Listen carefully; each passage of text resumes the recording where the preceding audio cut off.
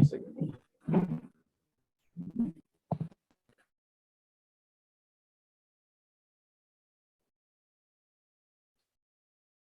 बोलो। इंटीग्रेशन ए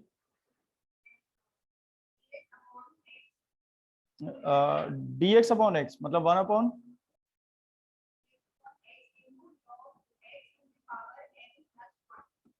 क्लास में किया है question, A is greater than 1 class का क्वेश्चन है। अगला बताओ। log x को हिंट समझ लो, log x को t मानना है। क्लास में पूरा कराया है ये क्वेश्चन, अगर क्लास में करने के बाद नहीं आया हो तो पूछो, या उस दिन आए नहीं होगे शायद। अगला सेवेंथ का सेकंड किसका है? ये क्वेश्चन तो क्लास में कर चुके हैं ना हम, इसे समझ लेना या कॉपी लेकर रख लेना। log x को t मानोगे तो x e पावर x में चेंज हो जाएगा, फिर e पावर x में करना आता है। 7 का फर्स्ट चाहो तो बता दें, ये क्लास में किया है, याद है ये यार? चलो 7 का फर्स्ट बोलो, फर्स्ट क्या है? 0 to 1 x cube into 1 upon x square कैसे हो सकता है? 1 plus x square d x I equal to किस टाइप का इंटीग्रेशन है? सेकेंड टाइप का। डिवाइड करने की जरूरत है क्या? नहीं, डिवाइड करने की जरूरत है? बिल्कुल नहीं है। क्या लिखोगे? Since f x equal to 1 upon x cube 1 plus x square is unbounded या इन्फिनिटी, कब? At x equal to 0 only. Paper नहीं है तो gx को क्या मान सकते हैं? 1 अपॉन एक्स क्यूब। नहीं होगा तो बाद में चेंज करके देख लेंगे हम, जनरली तो ऐसे ही लिखते हैं। और एफ एक्स अपॉन क्या फाइंड करोगे? लिमिट क्या लिखोगे? एक्स टेंड्स टू 0, तो limit f x upon g x बताओगे कोई क्या आएगा? F x upon g x 1 upon 1 plus x square. ये तो सॉल्व हो गया। लिमिट क्या आएगी? 1। शायद यहाँ इंफिनिटी लिख रहे हो गलती से तुम लोग, 1 ही आ गया। अच्छा 1 का मतलब फाइनाइट एंड नॉन जीरो है, both are of same nature. नहीं है, both are of same nature. लिखने का तरीका तो सभी को पता है ना, शॉर्ट लिख रहे हैं थोड़ा। अब दोनों सेम नेचर के हैं तो जी एक्स बता दो जरा कोई। 3 ग्रेटर देन 1 है, n equal to 3 greater than 1। बताओ। डाइवर्जेंट, अभी कन्वर्जेंट बोला था। जल्दी जल्दी। डाइवर्जेंट या कन्वर्जेंट? डाइवर्जेंट, कन्वर्जेंट नहीं होगा।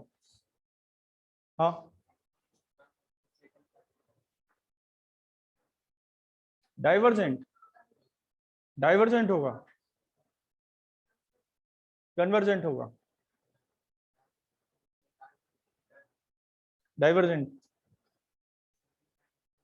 सेकंड काइंड है ये, सेकंड काइंड में तो डाइवर्जेंट होगा ना, ये गलती करते हो तुम लोग। सेकंड काइंड है, सेकंड काइंड में क्या बताया था? 1 अपॉन एक्स पावर एन।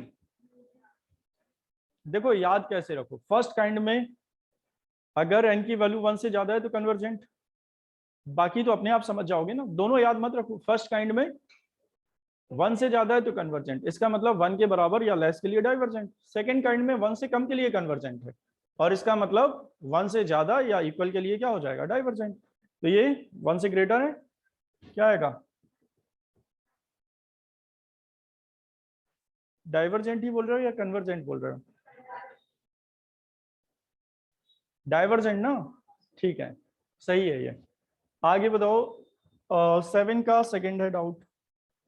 ये तो बहुत कम क्वेश्चन है, इनमें एक्सरसाइज में बहुत सारे एग्जाम्पल दिए हैं, लगाओ सब लगा लोगे क्योंकि सब पढ़ चुके हैं अब हम। और इससे ज्यादा क्वेश्चन तो एक्सरसाइज से ज्यादा तो क्लास में करा दिए हैं क्वेश्चन। बताओ। अच्छा 7 का सेकंड,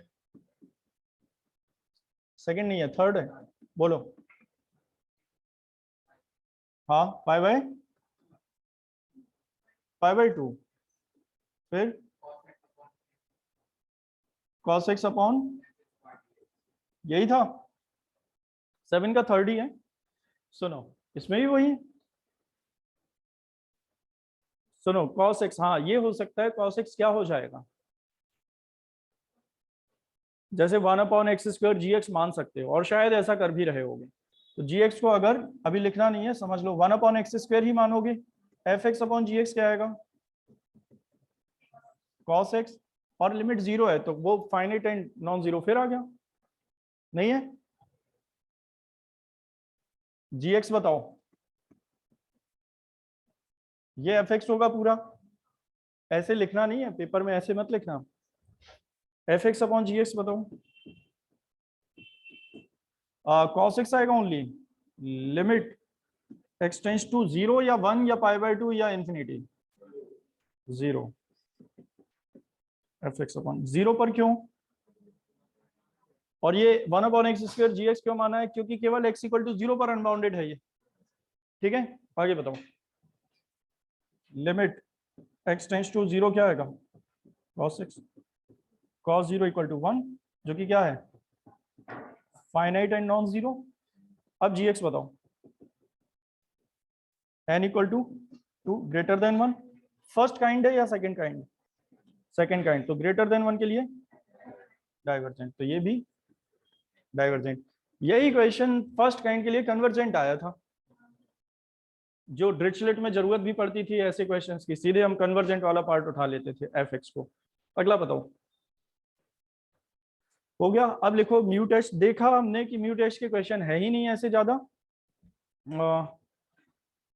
अगर हो गया है तो ये बताओ मुझे 7th का 4, अगर हो गया है तो 7th का 4 बताओ क्या, हाँ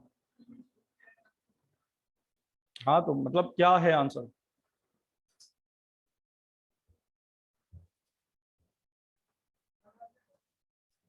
क्यों है,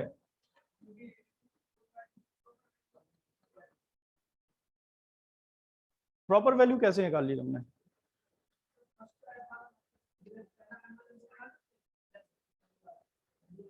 नहीं √10x में लेस देन 10x को t मान लिया, √t हो गया, ठीक है, फिर 1 + t² हो गया होगा, सही है, बिल्कुल ठीक है।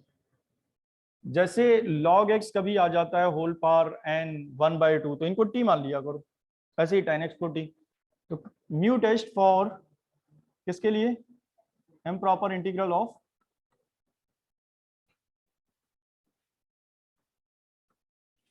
Of second kind. बताओ जरा फर्स्ट काइंड में क्या होता था, फर्स्ट काइंड में म्यू इज ग्रेटर देन 1, और लिमिट क्या होनी चाहिए, x bar mu fx, finite and non zero, होता था ऐसा। और म्यू अगर 1 या 1 से कम हो तो लिमिट क्या होनी चाहिए थी,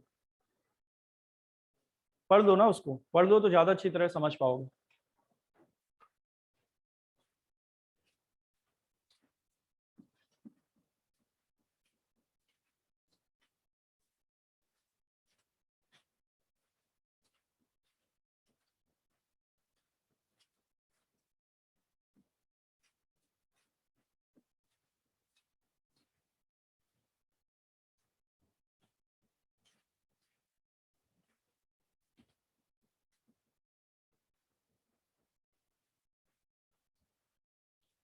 पढ़ लिया,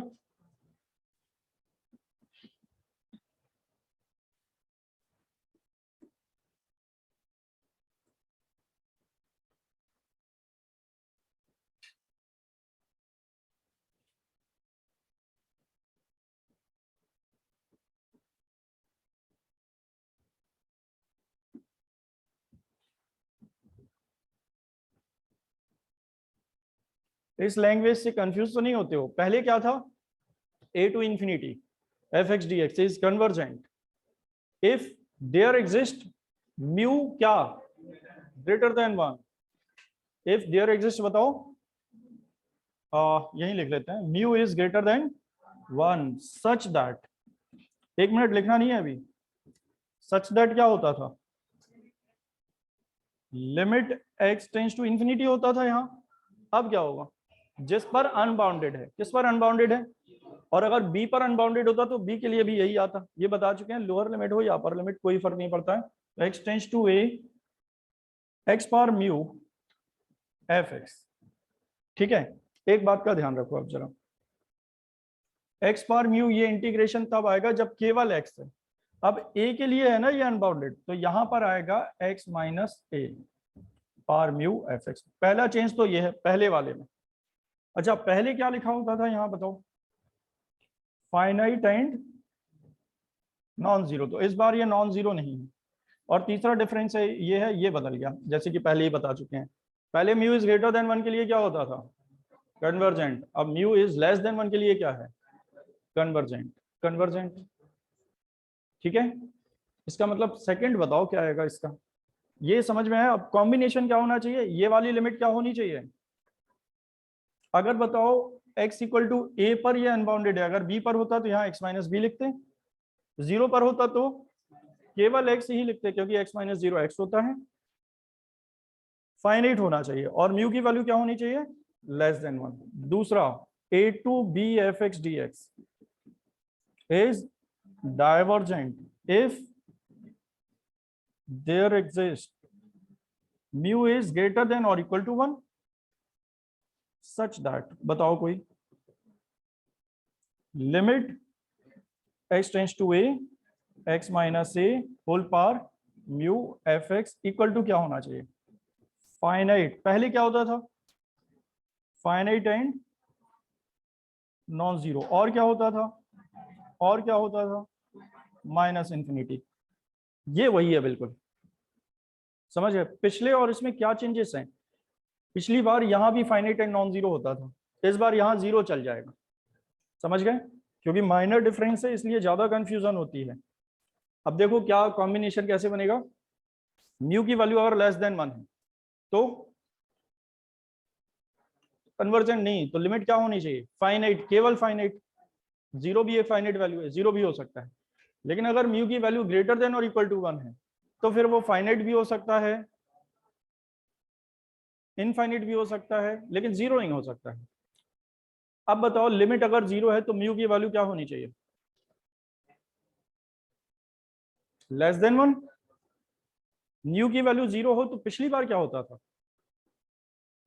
फर्स्ट काइंड में फेल हो जाता था, दोनों में ही नॉन जीरो थे। क्योंकि ये समझ में आया, ये डिफरेंस है। अब यहां पर मुश्किल क्या है, म्यू फाइंड करने का कोई भी तरीका नहीं है।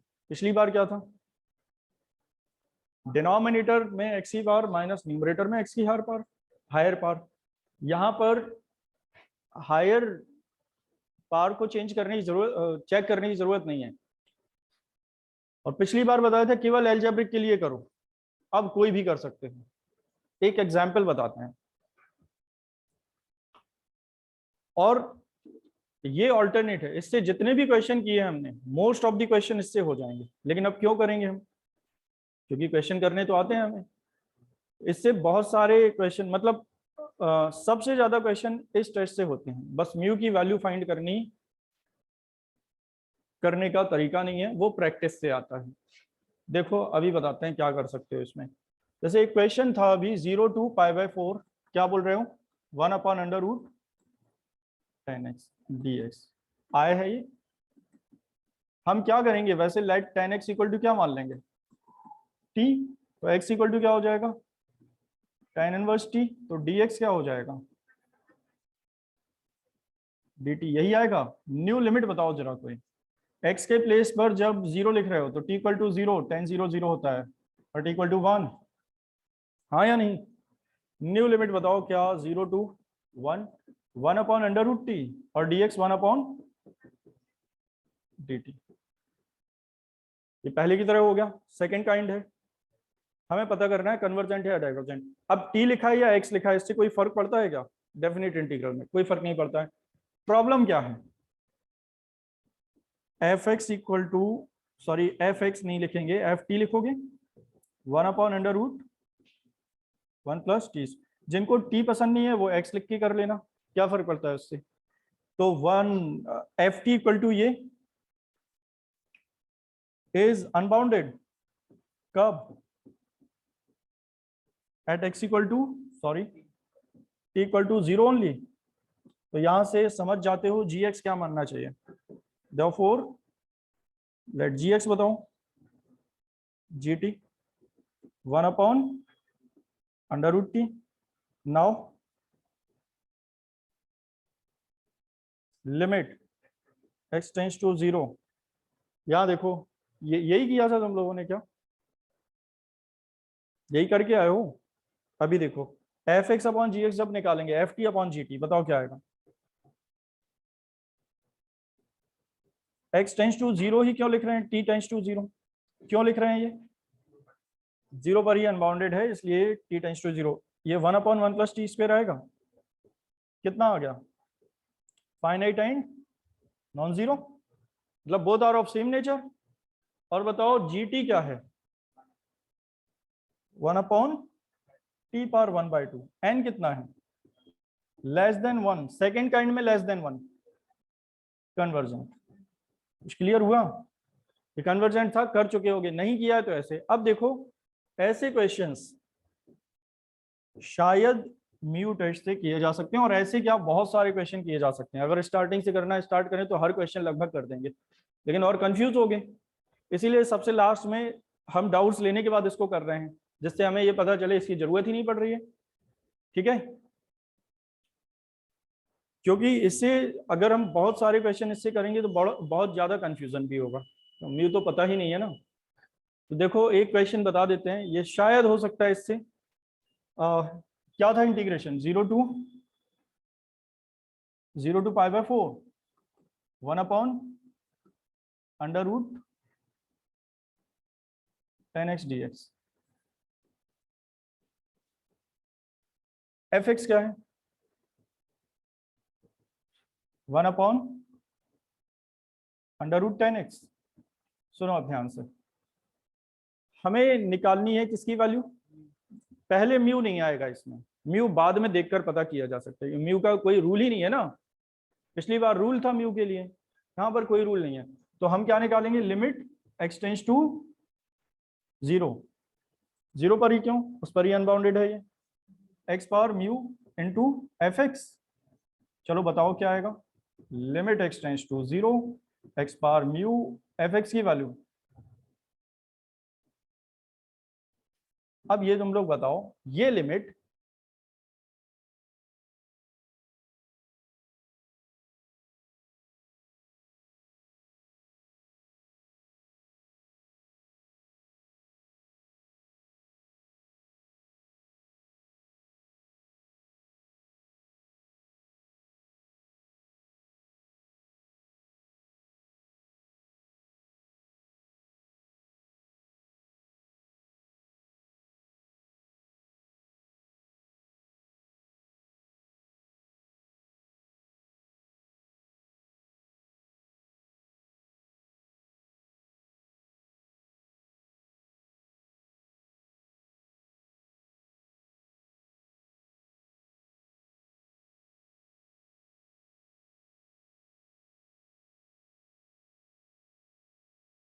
आएगा -1 से। ये था देखो x⁴μ upon √10x, x tends to 0।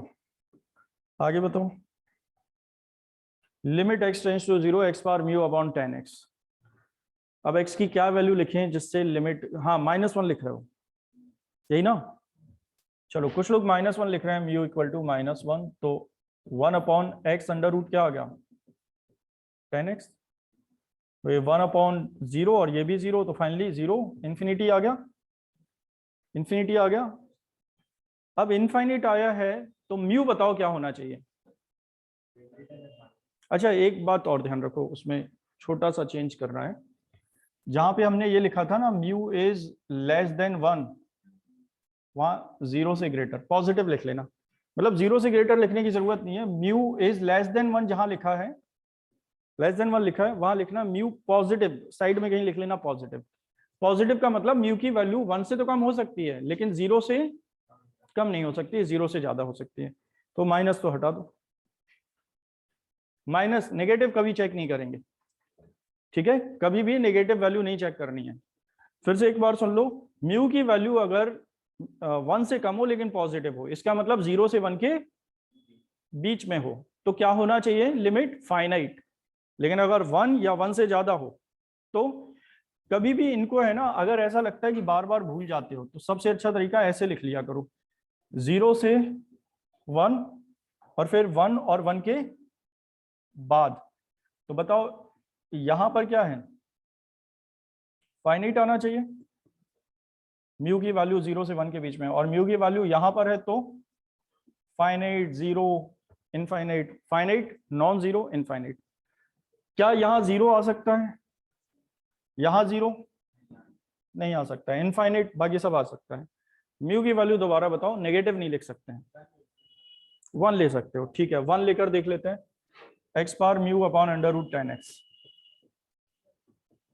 x tends to 0, चलो 1 ले लिया तो x आ जाएगा ये। अब बताओ लिमिट कितनी आएगी,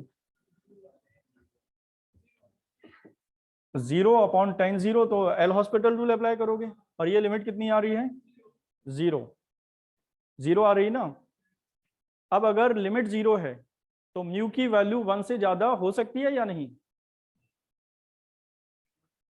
नॉट इक्वल टू 0 है ना यहाँ पर, तो 1 से ज्यादा और 1 के लिए टेस्ट सही से दिमाग में होना चाहिए। तो टेस्ट फेल हो रहा है या सही है, म्यू की वैल्यू 1 है और 1 के लिए क्या हो सकती है लिमिट, या तो इनफाइनाइट या इनफाइनाइट या फाइनाइट, लेकिन 0, क्योंकि फाइनाइट एंड नॉन जीरो लिखा है। तो क्या 1 सही वैल्यू है, नहीं है, क्या कर सकते हो, म्यू की वैल्यू बदलो या टेस्ट बदल दो, बताओ आगे। 0 ऑन करो, 0 लिख सकते हो, म्यू की वैल्यू चलो हमने 0 लिख ली, लेकिन उसमें लिखा है म्यू की वैल्यू 0 से 1 के बीच में, मतलब पॉजिटिव होनी चाहिए, तो 0 पॉजिटिव नहीं होता है, 0 नहीं लिखा जा सकता है। या तो 0 से 1 के बीच की वैल्यू लिखो, तो ये समझ लो 0 से 1 के बीच की वैल्यू किसी ने जो एक लिखी है, दूसरे ने कोई और लिखी थी, सबसे सेम आंसर आएगा। कैसे देखो, 0 से 1 के बीच की वैल्यू, वैसे साफ दिख रहा था, जो डिनोमिनेटर में अंडर रूट है तो ऊपर भी अंडर रूट कर लो, तो ये ज्यादा आसान हो जाएगा, ये होगा। और लिमिट x टेंस टू 0, बताओ x upon 10x whole power 1/2 हो गया, क्या ये जानते हो 1 होता है 10x अपॉन x, नहीं होता है 1, नहीं पता है तो साइन अपॉन कॉस करके साइन x अपॉन x कर लेना, जानते हो ये 1 आएगी लिमिट, 1 आती है लिमिट ये। अब क्या है, फाइनाइट, फाइनाइट दोनों में है, दोनों सेटिस्फाई हो रहे हैं, म्यू की वैल्यू लेकिन क्या है 1 से कम है, बताओ क्या आएगा ये, टेस्ट फेल कहां से हो गया, फाइनाइट तो दोनों में है ना, फाइनाइट आ रही है लिमिट, फाइनाइट दोनों में है, तो अब जब फाइनाइट दोनों में है तो म्यू चेक करो, म्यू की वैल्यू अगर 1 से कम है तो कन्वर्जेंट, ठीक है, 1 या 1 से ज्यादा है तो डाइवर्जेंट। तो बताओ ये म्यू की वैल्यू 1 से क्या है, कम है, आ गया कन्वर्जेंट। तो समझ रहे हो, म्यू टेस्ट ये भी आसान लगेगा लेकिन इसमें प्रैक्टिस बहुत ज्यादा चाहिए, तो लेकिन इसकी जरूरत नहीं पड़ रही है, फिर भी म्यू टेस्ट तो हमने पढ़ लिया है, जो किसी से नहीं होगा वो इससे होगा, और जो सबसे हो रहा है वो भी इससे होगा, मतलब इससे सब कुछ हो जाएगा। पहले अगर ये बात करो तो बच्चे बोलते हैं सर वही पढ़ा दीजिए, केवल एक, लेकिन ये समझ रहे हो इससे कर नहीं पाओगे, हो जरूर जाएगा लेकिन हर कोई नहीं कर पाएगा इससे। तो ये समझ लो चैप्टर तो खत्म हो चुका था, ये एक्स्ट्रा बता दिया है हमने, क्योंकि सारे क्वेश्चन हम पिछले टेस्ट से कर चुके हैं। अब सुनो, अबेल्स टेस्ट और डिरिचलेट टेस्ट फर्स्ट में पढ़ा है, सेकंड में भी होता है, लेकिन वो दोनों सेम होते हैं, जरूरत पड़ेगी नहीं कभी तो कम से कम रखो। सेकंड में भी होता है, सेकंड में भी बिल्कुल वैसा ही होता है, क्या होता था अबेल्स टेस्ट, f(x) मोनोटोनिक बाउंडेड होना चाहिए और f(x) कन्वर्जेंट होना चाहिए और phi(x) मोनोटोनिक बाउंडेड, तो f(x) phi(x) कोई भी बदल सकते हो, मतलब एक फंक्शन कन्वर्जेंट होना चाहिए, दूसरा बाउंडेड एंड मोनोटोनिक। डिरिचलेट क्या था, एक होना चाहिए मोनोटोनिक और उसकी लिमिट भी क्या होनी चाहिए 0, और limit x tends to infinite 0 होना चाहिए, लेकिन अगर सेकंड काइंड में करेंगे तो limit x tends to infinite की जगह limit x tends to point of discontinuity आ जाएगा, जिस पर अनबाउंडेड है, समझ गए। लेकिन इनकी भी जरूरत नहीं पड़ेगी, फिर भी अगर लगता है तो इनसे भी कर लेना। समझ गए? नया करें अब, देखो रीमान इंटीग्रल।